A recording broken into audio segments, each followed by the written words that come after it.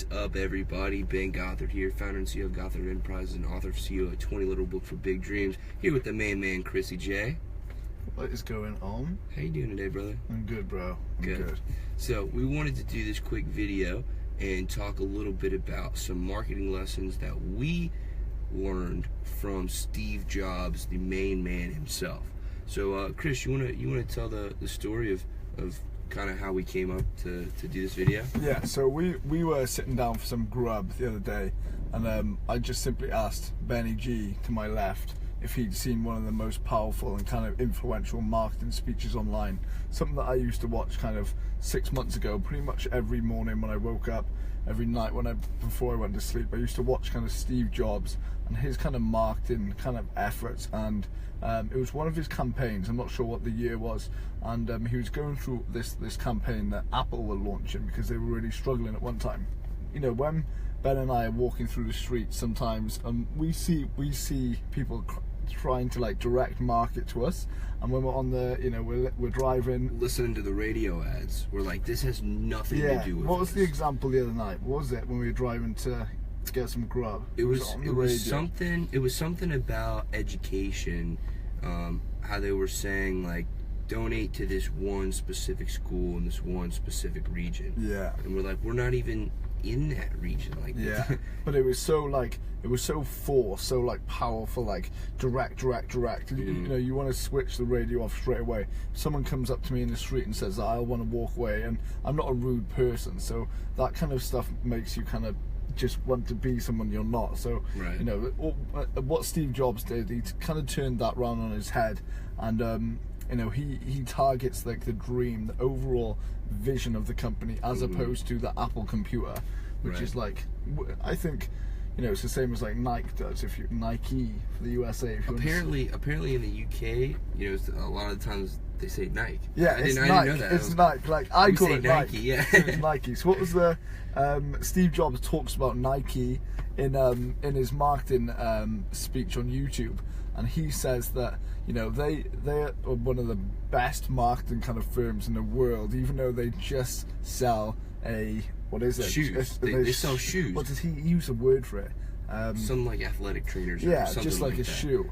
A commodity. There you go. And you know, it was just so powerful that it's just a simple form of a physical product, but they do it with such a way where it's kind of honored, and you feel almost, you know, special to wear a shoe that Nike's produced. Right. And what's cool about it is that in all of their marketing materials, or at least some of them, the actual product itself is not shown. yes, exactly. They don't show the product, and that was kind of the biggest takeaway from this Apple campaign that Chris was showing, and it was cool because they were talking about inspiration, and they were talking about these brilliant people who've done incredible things and have been so impactful in the world, and they were, you know, showing clips of, you know, Martin Luther King, Dr. Martin Luther King Jr. and Albert Einstein. Albert Einstein, and so many different people who have changed the course of history. And then that's where that famous quote from Steve Jobs, which I didn't know it came from there. But it was something like, the people who think that they're able to change the world, the people who are crazy enough to think that they can change the world, are the ones who actually do. Yeah. And so, you know, it was all about empowering people, thinking different, and providing them with inspiration, motivation, and just such value, instead of saying our computer is better than Microsoft. Yeah. Or saying Nike's shoe is better than Reebok because their soles are softer, they got a better spring in their step. Exactly. There was a classic kind of quote that's always held on to me from that. You can see that we're tired. It's held on from that speech, and you'll see it because we'll link you. And Steve Jobs says Nike does a great job of marketing the demographic over the product because they work it in such a way where Nike represents great athletics and great athletes. Now, with that kind of tagline, there's no talking about the laces of the shoes, the holes in the boot. There's nothing like that. Right. It's just what you're seeing, and the vision that they've kind of drawn you into is, you know, like elite athletics and greatness and winning and championship. And so when you see that swoosh, they're not showing you a shoe. Yeah. Like, they're selling a dream. Yeah. And so I think that was kind of at the heart of what Steve Jobs was saying, and that's why I thought it was so powerful. I mean, it's a what, 8-minute clip, yeah, 7-8-minute clip. So, and it is absolutely incredibly powerful. And if you're looking to get into like modern day marketing, use the likes of what Steve Jobs did back in the days, and you'll be very, very successful. But again, Steve Jobs, you know, you've got to think as powerful as Steve Jobs as well. In terms of, you've got to attribute whatever you're doing to the product or service or program that you're doing. Try not to replicate and copy too much of others. Try and bring out your own unique vision for what you want to do. So, you know, I guess one of the takeaways is, and especially what I like what you said earlier about the target market and knowing your demographic, right? If you truly know your demographic, and you know all the information about them, not just demographics but the psychographics as well, right? So not only the quantitative information of like income level, marital status, education, gender, location, all these things, but also like attitude, personality, income level, like core values, then you can craft a very specific marketing message to them, right? And so, for example, like going back to the Nike example, the people who are going to buy Nike equipment, Nike apparel, whatever Nike is selling, they're going to be people who are into sports. They're going to be people who are going to be competitive. They're going to be people who want to get better, who want to improve.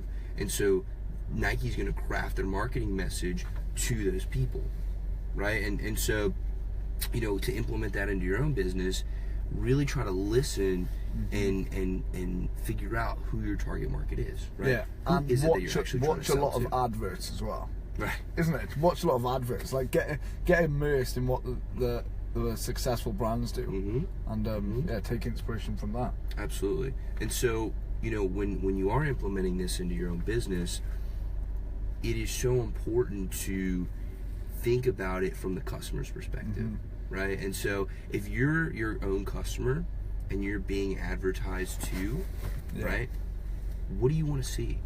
Because most people realize that they're being advertised to.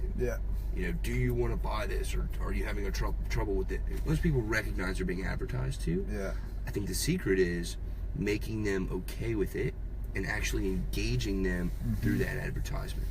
I agree. So it's not as much about, hey, can I tell you every single nook and cranny about this product? No, it's, can I position my brand as the go-to authority in this one specific area, in this industry, right? Because when you think athletics and athletic apparel, and you think dry fit, you're gonna think Nike's one of the first people that's gonna pop up in your head. And when you think computers and laptops and laptop lifestyle, freedom lifestyle, you're gonna think Mac. That's the tool that you're gonna get. You know, I was doing a lot of research on Apple in its origins, and one of the coolest things was that the purpose at first that Wozniak and Jobs were trying to go for was they were trying to empower the people, regular citizens like us. They're trying to give them the ability to compete with huge corporations, right? And so by giving people iMovie and by giving people different accessories, by making the Mac so beautifully crafted to where people could do that, and then marketing it so effectively, now Apple is one of the most profitable and largest companies on the planet. I mean, they're enormous. They're absolutely incredibly huge. And it all starts with a passion, right? And belief of, you know, where you're starting, where you're going in 2 or 3 years, and where you'll be in 10, 15 years from now. So follow your heart, like Steve Jobs says, and don't settle for anything less than your worth. So. Absolutely. So you know, if you're struggling with any sort of marketing, I would highly encourage you to go research these great marketing people, these titans of the industry, because what they did worked, and you don't have to reinvent the wheel. Be proactive. Go out and learn more about the people who inspire you, or the people who have done a fantastic job with their marketing.